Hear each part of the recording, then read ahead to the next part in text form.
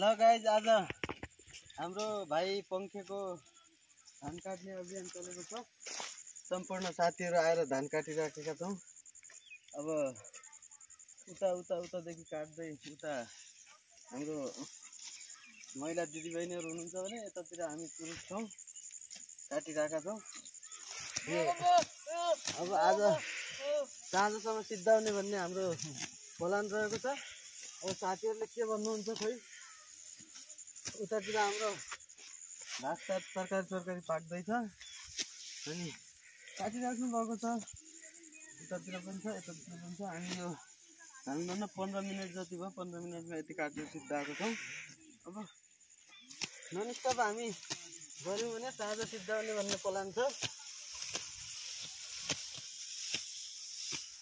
अब हाम्रो यसरी काटेको धान एकदम राम्रो हुन्छ, सुरक्षितसँग हुन्छ। अब यो हामीले थ्रेसरमा हाले पनि थ्रेसरले अब यो दाइदिन्छ। दाएपछि धान चाहिँ अब कुटाएर चामल खाना हुन्छ। र यो पराल चाहिँ हाम्रो गाईबस्तुहरू पालेका छौँ हामीले।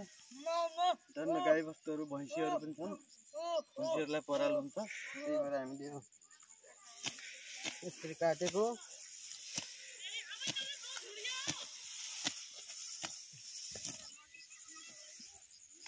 अब यो गाईबस्तुलाई पनि भयो र मान्छेलाई पनि भयो, डबल हुने भयो यसरी काटेपछि।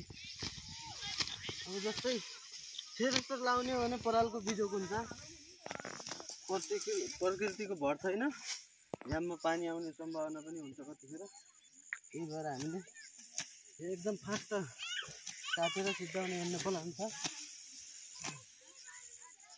छन् साथीहरू धेरै हुनुहुन्छ के अरे, सबै लागेपछि साँझसम्म सिद्धाइहाल्ला होइन साथीहरू? हो हामी साँझ सक्ने भन्ने प्रोग्राममा छौँ। काटिरहेको छौँ दनादन। अब लागिरहेको ग्रुप, सबै ग्रुपले काटिरहेको एकदम रमाइलोको साथ। तराईको धान हामी यो 2082 साल अनि 8 महिना आज 16 गतेको दिन धान काटिराखेका छौँ।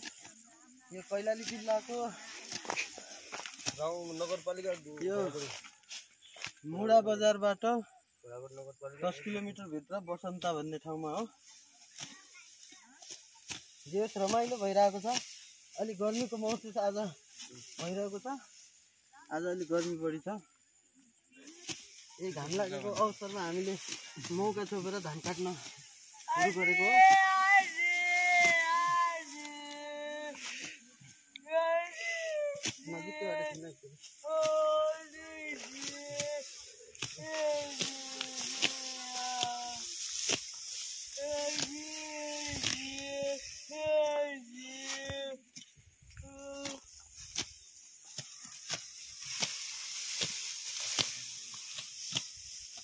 गाना गाउने रहर रहेछ धानको।